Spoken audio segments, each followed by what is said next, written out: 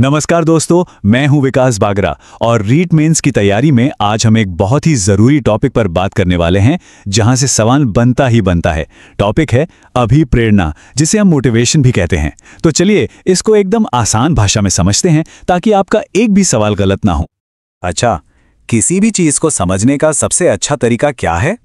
यही कि हम उसकी जड़ तक जाएं। तो सबसे पहले हम यही जानेंगे कि ये जो शब्द है अभिप्रेरणा, ये आखिर आया कहाँ से और इसका सीधा साधा मतलब क्या होता है। तो देखिए, ये जो शब्द है मोटिवेशन, इसकी उत्पत्ति हुई है लैटिन भाषा के एक शब्द MOVERE से। अब इस मोवेरे का बहुत सीधा सा मतलब होता है टू मूव, यानी गति करना या किसी काम के लिए एक्टिव हो जाना। तो अभिप्रेरणा की अवधारणा क्या हुई? ये हमें बताती है कि हम कोई काम क्यों करते हैं, कैसे शुरू करते हैं। और हाँ, ये एक मनोवैज्ञानिक अवस्था है, मतलब ये हमारे मन की एक ऐसी स्थिति है, एक अंदरूनी बेचैनी है जो हमें किसी लक्ष्य की ओर धकेलती है। बिल्कुल वैसे ही जैसे रीट पास करने की जो इच्छा है ना, वही आपको रोज पढ़ने के लिए मोटिवेट करती है। ठीक है, तो बेसिक मतलब तो हम समझ गए। अब ये देखते हैं कि जो बड़े बड़े मनोवैज्ञानिक हैं उन्होंने इसके बारे में क्या कहा है। और एक बात याद रखिएगा, ये जो परिभाषाएं हैं ना, ये एग्जाम में सीधे सीधे पूछ ली जाती हैं, तो इन पर खास ध्यान देना है। सबसे पहले देखते हैं गुड की परिभाषा। ये कहते हैं कार्य को आरंभ करने, जारी रखने और नियमित करने की प्रक्रिया अभिप्रेरणा है। कितना आसान है। मतलब मोटिवेशन सिर्फ वो ताकत नहीं है जो आपसे काम शुरू करवा दे, बल्कि वो ताकत है जो आपको उस काम में लगाए रखे और आप उसे लगातार करते रहें। तो 3 बातें याद रखनी हैं: शुरू करना, जारी रखना और नियमित रखना। अब ये वाली परिभाषा तो बहुत ही फेमस है स्किनर की। ये कहते हैं अभिप्रेरणा अधिगम का सर्वोत्कृष्ट राजमार्ग है, मतलब सीखने का सबसे बढ़िया हाईवे। अब आप खुद सोचिए, एक अच्छे चिकने हाईवे पर गाड़ी कितनी तेजी से और आसानी से चलती है ना? बिल्कुल वैसे ही अगर आपके अंदर मोटिवेशन है तो आप कोई भी चीज बहुत तेजी से और आसानी से सीख सकते हैं। वुडवर्थ ने तो इसे एक छोटे से फॉर्मूले में ही समझा दिया। वो कहते हैं निष्पत्ति बराबर योग्यता प्लस अभिप्रेरणा। मतलब आपकी जो परफॉर्मेंस है वो 2 चीजों पर निर्भर करती है। एक तो आपकी काबिलियत यानी योग्यता, और दूसरा आपका मोटिवेशन। कहने का मतलब ये है कि आप कितने भी काबिल क्यों ना हो, अगर मोटिवेशन नहीं है तो अच्छा रिजल्ट नहीं आएगा। बेस्ट परफॉर्मेंस के लिए दोनों का होना जरूरी है। चलिए अब इस परिभाषा को समझते हैं। ये कहते हैं कि अभिप्रेरणा एक आंतरिक व काल्पनिक प्रक्रिया है। इसका मतलब क्या हुआ? इसका मतलब है कि मोटिवेशन हमारे अंदर की एक शक्ति है। ये कोई ऐसी चीज नहीं जिसे हम देख या छू सकें, बस महसूस कर सकते हैं। और यही वो अनदेखी ताकत है जो हमारे व्यवहार को, हमारे एक्शंस को एनर्जी देती है और हमें एक खास लक्ष्य की तरफ ले जाती है। तो अब तक हमने इसका अर्थ और परिभाषाएं देख लीं। चलिए अब इस टॉपिक के आखिरी और सबसे जरूरी हिस्से पर चलते हैं, अभिप्रेरणा की विशेषताएं। इनको समझ लिया तो समझो पूरा कॉन्सेप्ट दिमाग में बैठ जाएगा। तो चलिए एक एक करके इसकी विशेषताओं को देखते हैं। पहली, यह एक आंतरिक व काल्पनिक प्रक्रिया है। ये तो हम अभी अभी समझ चुके हैं कि यह अंदर की शक्ति है, दिखती नहीं है। दूसरी, यह खास लक्ष्य की ओर दिशा निर्देशित होती है। मतलब मोटिवेशन हमेशा एक गोल की तरफ होता है, जैसे कंपास की सुई हमेशा उत्तर की तरफ होती है। तीसरी, यह चयनात्मक होती है। इसका मतलब है कि हम बस वही काम चुनते हैं जो हमें हमारे लक्ष्य के करीब ले जाएं। चौथी, यह लक्ष्य प्राप्ति तक जारी रहती है, जब तक गोल मिल नहीं जाता ये खत्म नहीं होती। और पांचवी, यह व्यक्ति को अप्रिय स्थिति से दूर ले जाती है। जैसे मान लीजिए आपको भूख लगी है, जो कि एक अच्छी फीलिंग नहीं है, तो मोटिवेशन आपको खाना ढूंढने पर मजबूर करेगा ताकि आप उस भूख वाली बुरी स्थिति से बाहर आ सकें। आगे बढ़ते हैं। छठी विशेषता है अभिप्रेरणा भावनात्मक जागृति है, यानी इसका सीधा कनेक्शन हमारी भावनाओं, हमारे इमोशन से होता है। सातवीं, अभिप्रेरणा के फलस्वरूप व्यक्ति क्रियाएं करता है। सीधी सी बात है, मोटिवेशन होगा तभी तो हम कोई काम करेंगे। आठवीं, अभिप्रेरणा एक अनुमानित प्रक्रिया है। हम किसी के मोटिवेशन को सीधे सीधे नहीं देख सकते, बस उसके काम को देखकर एक अंदाजा लगा सकते हैं। नौवीं, यह हमारी शारीरिक, जैविक और मनोवैज्ञानिक जरूरतों को पूरा करने के लिए काम करती है। और 10वीं, जो कि एक स्टूडेंट के लिए सबसे जरूरी है, अभिप्रेरणा शीघ्र अधिगम व समस्या समाधान में सहायक है। यानी अगर आप मोटिवेटेड हैं तो आप जल्दी सीखेंगे भी और किसी भी प्रॉब्लम को आसानी से सॉल्व भी कर लेंगे। तो सबसे पहले एक चीज बिल्कुल साफ कर लेते हैं। ये जो अभिप्रेरणा है यानी कि मोटिवेशन, ये कोई सीधी साधी लाइन में काम नहीं करता। नहीं, ये एक चक्र है, एक साइकिल की तरह काम करता है। जी हाँ, बिल्कुल सही। अभिप्रेरणा जो है वो एक साइकिल की तरह, एक चक्र के रूप में काम करती है। इसका मतलब क्या हुआ? मतलब ये है कि एक चीज से दूसरी चीज शुरू होती है और ये प्रक्रिया लगातार चलती रहती है, रुकती नहीं है।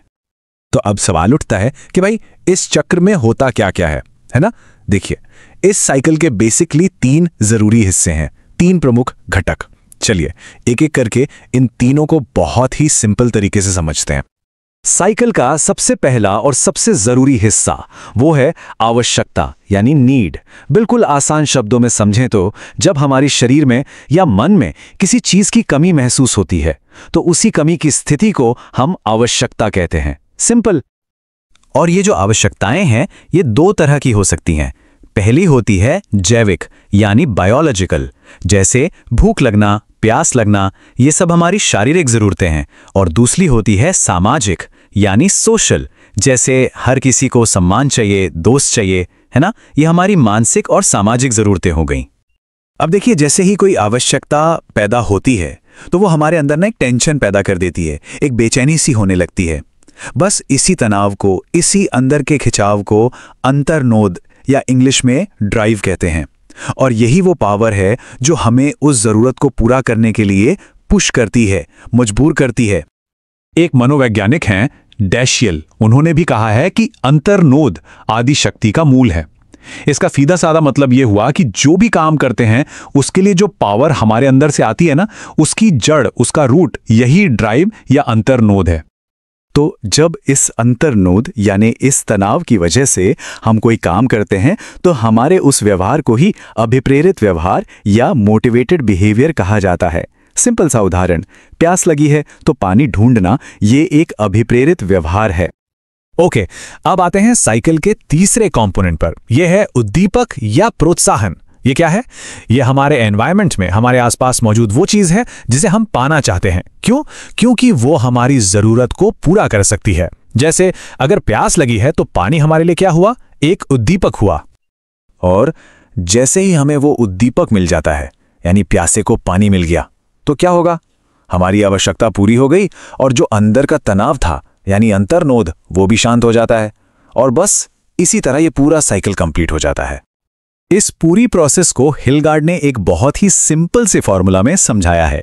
उनके अनुसार अभिप्रेरणा यानी मोटिवेशन इन 3 चीजों का टोटल है, आवश्यकता प्लस अंतर्नोद प्लस उद्दीपक। पहले जरूरत होगी, फिर उससे तनाव पैदा होगा और फिर उस तनाव को शांत करने के लिए कोई लक्ष्य यानी उद्दीपक होगा। तो अभी तक हमने ये तो समझ लिया कि मोटिवेशन का साइकिल काम कैसे करता है, लेकिन अब अगला सवाल ये उठता है कि ये जो चीजें हमें मोटिवेट करती हैं यानी अभिप्रेरक, ये कितने तरह के होते हैं। चलिए तो अब आगे बढ़ते हैं और इन अभिप्रेरकों का वर्गीकरण समझते हैं। ये भी एक बहुत ही इंपॉर्टेंट पार्ट है इस टॉपिक का। देखिए, अभिप्रेरकों को हम मुख्य रूप से 2 हिस्सों में बांट सकते हैं। एक होता है आंतरिक अभिप्रेरक यानी इंट्रिंसिक, जो हमारे अंदर से आता है, और दूसरा है बाह्य अभिप्रेरक यानी एक्सट्रिंसिक, जो हमें बाहर से मिलता है। जरा इस टेबल को ध्यान से देखिए, इससे आपको आंतरिक और बाह्य अभिप्रेरणा का फर्क बिल्कुल साफ हो जाएगा। पहला पॉइंट है स्रोत यानी सोर्स। आंतरिक प्रेरणा का स्रोत हमारे अंदर है, जैसे कुछ नया सीखने की खुशी, जबकि बाह्य प्रेरणा का स्रोत बाहर होता है, जैसे कोई प्राइज या सैलरी। दूसरा है अवलोकन यानी ऑब्जर्वेशन। आंतरिक प्रेरणा को आप देख नहीं सकते, लेकिन बाह्य प्रेरणा जैसे कोई ट्रॉफी वो साफ दिखती है। तीसरा है केंद्र यानी फोकस।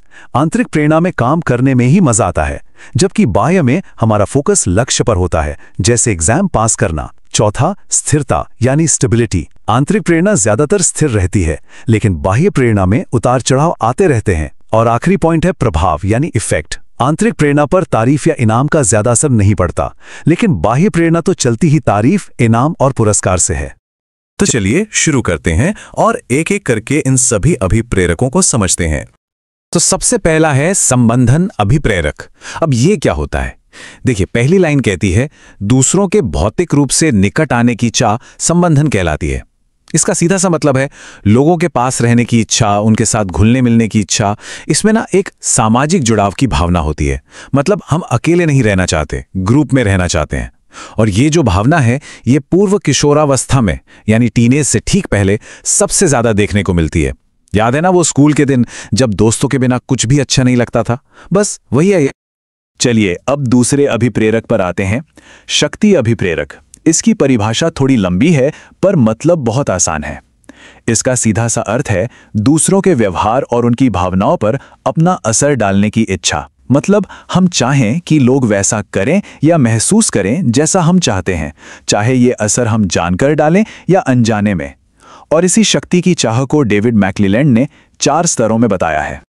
तो ये है मैक्लेलैंड के बताए हुए 4 स्तर। पहला है आंतरिक स्तर, मतलब जब कोई खुद को अंदर से शक्तिशाली महसूस करना चाहता है। दूसरा है बाह्य स्तर, यानी जब शक्ति का स्रोत कोई और हो, जैसे कोई बड़ा अधिकारी। तीसरा है व्यक्तिगत स्तर, इसमें इंसान सीधे सीधे दूसरों पर अपना दबदबा बनाना चाहता है। और चौथा, जो सबसे अच्छा माना जाता है, वो है संगठनात्मक स्तर, जहां कोई व्यक्ति अपनी शक्ति का इस्तेमाल किसी बड़े और अच्छे काम के लिए, एक संगठन के लक्ष्य को पूरा करने के लिए करता है। तो ये 4 अलग अलग तरीके हैं जिससे शक्ति की चाहत दिखती है। अब आते हैं नंबर 3 पर, उपलब्धि अभिप्रेरक। ये क्या है? ये है मुश्किल और चुनौती भरे लक्ष्य बनाना और फिर उन्हें पूरा करने के लिए जी जान लगा देना। ये वो अंदर की आग है जो कहती है कि मुझे ये करके दिखाना है। और हाँ, ये उन बच्चों में सबसे ज्यादा पाया जाता है जिनके माता पिता प्रगतिशील सोच के होते हैं, जो अपने बच्चों को हमेशा आगे बढ़ने और मेहनत करने के लिए बढ़ावा देते हैं। अगला है आक्रामक अभिप्रेरक। देखिए, इसका नाम ही सब कुछ बता देता है। ये वो व्यवहार है जिसके पीछे का इरादा सिर्फ और सिर्फ दूसरों को कष्ट देना, पीड़ा देना या किसी भी तरह का नुकसान पहुंचाना होता है। जब कोई जानबूझकर किसी को दुखी करता है तो उसके पीछे यही अभिप्रेरक काम कर रहा होता है। 5वां है चिंताहास। ये बहुत ही दिलचस्प है, ध्यान से समझिएगा। इस अभिप्रेरणा का मकसद चिंता को बिल्कुल खत्म, मतलब जीरो करना नहीं है, नहीं, बल्कि इसका मकसद है चिंता को एक ऐसे लेवल पर बनाए रखना जहां वो हमारे लिए अच्छी साबित हो, हमारी परफॉर्मेंस को बेहतर बनाने में मदद करे। जैसे परीक्षा से पहले थोड़ी सी चिंता हमें पढ़ने के लिए जगाए रखती है ना। बस वही बात है। नंबर 6 पर है जिज्ञासा या अन्वेषण अभिप्रेरक। इसका मतलब क्या है? सीधा सा है, नए नए अनुभव हासिल करना और नई नई जानकारियों को पाने की जो हमारी इच्छा होती है वही जिज्ञासा है। ये हमें नई चीजों को खोजने और सीखने के लिए उकसाती है। और ये सबसे ज्यादा किसमें होती है? बिल्कुल सही, छोटे बच्चों में, जो हर चीज को छूकर, देखकर, उसके बारे में सवाल पूछकर जानना चाहते हैं। और हमारा आखिरी अभिप्रेरक है अनुमोदन अभिप्रेरक। ये क्या होता है? ये है दूसरों से तारीफ पाने की चाह, उनसे एक पॉजिटिव फीडबैक पाने की चाह। हम सब चाहते हैं कि लोग हमें अच्छा कहें, है ना? बस यही है अनुमोदन। अब देखिए, छोटे बच्चों में इसका स्रोत कौन होता है? उनके माता पिता। उन्हें अपने मम्मी पापा से शाबाश चाहिए। लेकिन जैसे ही किशोरावस्था आती है, यह स्रोत बदल जाता है और फिर उन्हें अपने दोस्तों से तारीफ चाहिए होती है। तो सबसे पहले दिमाग में यही सवाल आता है ना कि आखिर वो कौन सी चीज है जो हमसे कोई भी काम करवाती है? हमारी प्रेरणा आती कहां से है? इसी सवाल का जवाब देने के लिए साइकोलॉजी में कई सिद्धांत दिए गए हैं। इन सभी सिद्धांतों को हम 3 हिस्सों में समझेंगे। पहला, शास्त्रीय दृष्टिकोण, फिर हम देखेंगे व्यवहार आधारित दृष्टिकोण और आखिर में बात करेंगे आधुनिक संज्ञानात्मक दृष्टिकोण की। तो चलिए शुरू करते हैं हमारे पहले पड़ाव से, शास्त्रीय दृष्टिकोण। ये वो शुरुआती और बुनियादी विचार हैं जिन्होंने मोटिवेशन को समझने की नींव रखी। देखते हैं कि इस ग्रुप में कौन कौन से सिद्धांत आते हैं। सबसे पहला है विलियम मैकडूगल का मूल प्रवृत्ति सिद्धांत। देखिए, इसका मतलब बहुत सिंपल है। मैकडूगल मानते थे कि हमारे अंदर जन्म से ही कुछ शक्तियां होती हैं जिन्हें वो मूल प्रवृत्ति या इंस्टिंक्ट कहते थे, और यही प्रवृत्तियां हमें कोई भी काम करने के लिए अंदर से धकेलती हैं। उन्होंने ऐसी 14 मूल प्रवृत्तियों की एक लिस्ट भी दी थी। इसके बाद आते हैं महान सिगमंड फ्रॉइड और उनका मनोविश्लेषणात्मक सिद्धांत। फ्रॉइड के अनुसार हमारी असली प्रेरणा हमारे अचेतन मन में छिपी होती है, मतलब दिमाग के उस हिस्से में जिसके बारे में हम खुद भी नहीं जानते। हमारी जो दबी हुई इच्छाएं होती हैं वही हमारे व्यवहार को कंट्रोल करती हैं। अगला सिद्धांत है क्लार्क हल का अंतर्नोद न्यूनता सिद्धांत। इसे एक आसान से उदाहरण से समझते हैं। मान लीजिए आपके शरीर में पानी की कमी हुई, मतलब आपको एक आवश्यकता हुई। इस कमी से एक तनाव पैदा होता है जिसे अंतर्नोद या ड्राइव कहते हैं। अब इस तनाव को कम करने के लिए आप पानी पीते हैं और वापस शांत अवस्था में आ जाते हैं। तो प्रेरणा का कारण क्या हुआ? आवश्यकता को पूरा करके तनाव को कम करना। तो शास्त्रीय दृष्टिकोण ने बताया कि प्रेरणा हमारे अंदर से आती है। पर क्या हो अगर प्रेरणा का सोर्स बाहर हो? यहीं से हमारा दूसरा पड़ाव शुरू होता है, व्यवहार आधारित सिद्धांत। जैसा नाम से ही साफ है, ये सिद्धांत हमारे व्यवहार और बाहरी माहौल पर ज्यादा फोकस करते हैं। यहां व्यवहारवादी मनोविज्ञानी कहते हैं कि मोटिवेशन अंदर से नहीं बल्कि बाहर के माहौल से आता है। हमारे आसपास जो भी उत्तेजनाएं या स्टिमुलाई हैं वही हमें काम करने के लिए उकसाती हैं। जैसे किसी अच्छी मिठाई की खुशबू हमें उसे खाने के लिए प्रेरित करती है। अब ये एक और बड़ा ही दिलचस्प सिद्धांत है, डेविड मैक्क्लेलैंड का उपलब्धि अभिप्रेरणा सिद्धांत। ये कहता है कि हम इसलिए मोटिवेट होते हैं क्योंकि हम कुछ हासिल करना चाहते हैं, एक स्टैंडर्ड तक पहुंचना चाहते हैं। जैसे एक स्टूडेंट अच्छे नंबर लाने के लिए पढ़ता है क्योंकि उसे पता है कि उसकी मेहनत को नंबरों से ही आंका जाएगा। मैकग्रेगर ने यह सिद्धांत दिया था, खासतौर पर मैनेजमेंट के लिए। उन्होंने दो तरह की सोच बताई। एक्स विधि ये मानती है कि लोग स्वभाव से कामचोर होते हैं और उनसे काम करवाने के लिए बाहरी प्रेरणा मतलब डर या लालच दिखाना पड़ता है। वहीं वाई विधि ठीक इसका उल्टा मानती है। वो कहती है कि लोग काम करना पसंद करते हैं और वे आंतरिक रूप से प्रेरित होते हैं, उन्हें बस एक अच्छा माहौल चाहिए।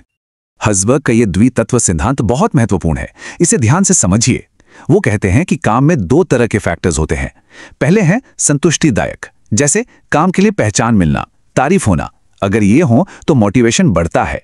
दूसरे हैं असंतुष्टिदायक, जैसे कि सैलरी या ऑफिस का माहौल। अब अगर ये खराब हो तो मोटिवेशन घट जाएगा, पर अगर ये अच्छे भी हो तो जरूरी नहीं कि मोटिवेशन बढ़े, ये बस आपको नाखुश होने से बचाते हैं।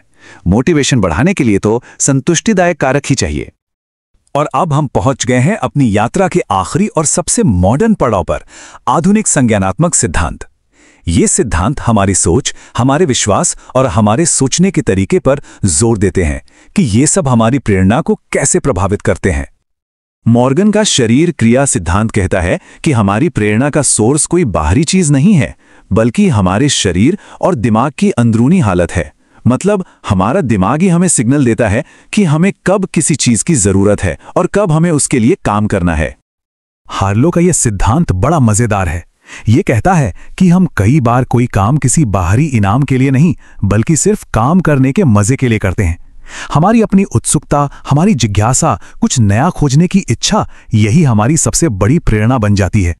विक्टर ब्रूम का प्रत्याशा सिद्धांत बड़ा प्रैक्टिकल है। यह कहता है कि हम कोई भी काम करने से पहले मन ही मन एक हिसाब किताब करते हैं। हम सोचते हैं कि अगर हम मेहनत करेंगे तो क्या हमें अच्छा परिणाम मिलेगा और क्या वो परिणाम हमारे लिए सच में कोई मायने रखता है। अगर दोनों का जवाब हाँ है तो हम मोटिवेट हो जाते हैं। और अब बात करते हैं सबसे मशहूर सिद्धांतों में से एक की, इब्राहिम मास्लो का आत्मसिद्धि सिद्धांत। मास्लो ने जरूरतों का एक पिरामिड बनाया। उनका कहना था कि जब तक हमारी निचली जरूरतें जैसे रोटी, कपड़ा, मकान और सुरक्षा पूरी नहीं होती, तब तक हम ऊपर की जरूरतों जैसे सम्मान या अपनी काबिलियत को पूरी तरह हासिल करने के बारे में नहीं सोचते। तो चलिए बिना देर किए शुरू करते हैं अपने पहले टॉपिक से, अभिप्रेरकों के प्रकार। हमारी जो मोटिवेशन होती है ना, उसे हम मोटे तौर पर दो हिस्सों में बांट सकते हैं। ये दो प्रकार हैं। पहला है जैविक अभिप्रेरक, जो हमारे शरीर की एकदम बेसिक जरूरतों से जुड़े हैं, और दूसरा है मनोसामाजिक अभिप्रेरक, जो हमारे मन और हमारे सोशल सर्कल मतलब समाज से जुड़े होते हैं, जिन्हें हम अपने आसपास के माहौल से सीखते हैं। अच्छा, अब इन दोनों के बीच का अंतर समझना बहुत जरूरी है, क्योंकि एग्जाम में ना यहां से सीधे सीधे सवाल बनते हैं। तो चलिए एक टेबल की मदद से इनकी तुलना करते हैं ताकि ये आपको हमेशा के लिए याद हो जाए। चलिए इस टेबल को बहुत ध्यान से देखते हैं। सबसे पहले बात करते हैं उदाहरण की।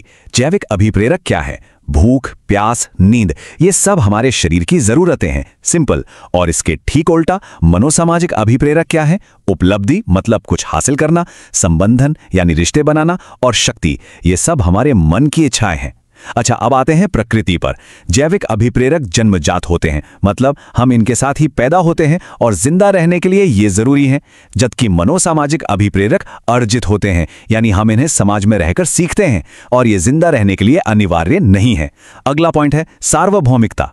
देखिए, जैविक अभिप्रेरक सार्वभौमिक हैं, मतलब दुनिया के हर इंसान को भूख प्यास लगती ही है। लेकिन मनोसामाजिक अभिप्रेरक सार्वभौमिक नहीं होते। क्यों? क्योंकि किसी के लिए अचीवमेंट जरूरी है तो किसी के लिए नहीं।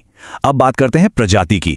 एक ही प्रजाति में, जैसे हम सब इंसानों में, जैविक अभिप्रेरक एक जैसे होते हैं। हर किसी को नींद चाहिए, पर मनोसामाजिक अभिप्रेरक एक ही प्रजाति में भी अलग अलग हो सकते हैं। फिर आता है समस्थिति। जैविक अभिप्रेरकों में एक संतुलन बनाने का गुण होता है। जैसे प्यास लगी तो पानी पीकर शरीर में संतुलन आ गया। मनोसामाजिक में ऐसा कोई संतुलन नहीं होता। और आखिर में है स्रोत। जैविक अभिप्रेरकों का सोर्स क्या है? शरीर का आंतरिक असंतुलन। और मनोसामाजिक अभिप्रेरकों का सोर्स हमारा बाहरी सामाजिक माहौल होता है। यहां एक बहुत इंपॉर्टेंट बात पर ध्यान देना है। जो काम या सेक्स अभिप्रेरक है उसे जैविक तो मानते ही हैं, पर वो थोड़ा बहुत सामाजिक भी माना जाता है। अब ऐसा क्यों है? क्योंकि ये शारीरिक जरूरत तो है, पर इस पर सामाजिक नियमों और रिश्तों का भी बहुत असर पड़ता है। चलिए अब हम अभिप्रेरणा के एक और बहुत महत्वपूर्ण सिद्धांत की तरफ बढ़ते हैं, जो अब्राहम मैस्लो ने दिया था। इसे हम कहते हैं मैस्लो का आवश्यकता पदानुक्रम। ये सिद्धांत हमें समझाता है कि हमारी जो ज़रूरतें हैं वो एक खास क्रम में एक के बाद एक पूरी होती हैं। तो मैस्लो का ये सिद्धांत कहता है कि हमारी ज़रूरतें एक पिरामिड की तरह, या कह लीजिए एक सीढ़ी की तरह होती हैं, जिसमें 5 स्टेप्स हैं। और नियम बहुत सीधा है। जब तक हमारी सबसे नीचे वाली ज़रूरत पूरी नहीं होती, हम उससे ऊपर वाली सीढ़ी पर चढ़ने के बारे में सोच भी नहीं सकते। सोचकर देखिए, अगर कोई इंसान कई दिनों से भूखा है तो क्या वो इस बात की चिंता करेगा कि लोग उसका सम्मान करते हैं या नहीं? बिल्कुल नहीं। उसका पूरा का पूरा ध्यान सिर्फ और सिर्फ खाने पर होगा। तो अब देखते हैं कि मैस्लो के इस पिरामिड के ये 5 स्तर आखिर हैं कौन कौन से। हम इन्हें सबसे नीचे वाले स्तर से शुरू करेंगे और एक एक करके सबसे ऊपर तक जाएंगे। तो पिरामिड का सबसे पहला और सबसे बुनियादी स्तर है जैविक आवश्यकता। इसमें भूख, प्यास, नींद जैसी शारीरिक जरूरतें आती हैं, जिनके बिना हम जिंदा ही नहीं रह सकते। जब ये जरूरतें पूरी हो जाती हैं, तब इंसान क्या चाहता है? सुरक्षा, है ना? तो दूसरा स्तर है सुरक्षा की आवश्यकता। इसमें पैसों की सिक्योरिटी, नौकरी की सिक्योरिटी, सेहत की सिक्योरिटी, ये सब आता है। जब इंसान खुद को सुरक्षित महसूस करता है, तब वो तीसरे स्तर पर आता है प्रेम एवं आत्मीयता की आवश्यकता। यहां उसे दोस्त, परिवार और समाज से जुड़ाव चाहिए होता है। इसके बाद आता है चौथा स्तर, जो है सम्मान की आवश्यकता। इस लेवल पर आकर इंसान चाहता है कि समाज में उसकी इज्जत हो, लोग उसके काम की तारीफ करें। और जब ये चारों जरूरतें पूरी हो जाती हैं, तब जाकर व्यक्ति पिरामिड के सबसे ऊंचे शिखर यानी 5वें स्तर पर पहुंचता है, स्व यथार्थीकरण या आत्मसिद्धि। ये अपने जीवन के असली मकसद को पाने के बारे में है। अब जरा इस पिरामिड के शिखर यानी आत्मसिद्धि पर थोड़ा और फोकस करते हैं। मैस्लो के हिसाब से ये इंसान की मोटिवेशन का सबसे बड़ा और आखिरी लक्ष्य है, जहां बहुत ही कम लोग पहुंच पाते हैं। अब्राहम मैस्लो ने एक बहुत ही गहरी बात कही थी, व्यक्ति जो हो सकता है उसे वही होना चाहिए। आसान शब्दों में इसका मतलब क्या है? मैस्लो कहना चाहते थे कि हर इंसान के अंदर एक यूनिक पोटेंशियल होता है, कुछ खास करने की क्षमता होती है। जब कोई इंसान अपनी उस पूरी क्षमता का इस्तेमाल करके वो बन जाता है जो बनने की उसमें काबिलियत थी, बस उसी अवस्था को आत्मसिद्धि कहते हैं। तो ये थी हमारी आज की क्लास अभिप्रेरणा के प्रकार और मैस्लो के सिद्धांत पर। मैं उम्मीद करता हूं कि आज की क्लास से अभिप्रेरणा को लेकर आपकी समझ और भी साफ हुई होगी। अपनी परीक्षा की तैयारी में इसी तरह लगे रहिए। देखने के लिए बहुत बहुत धन्यवाद।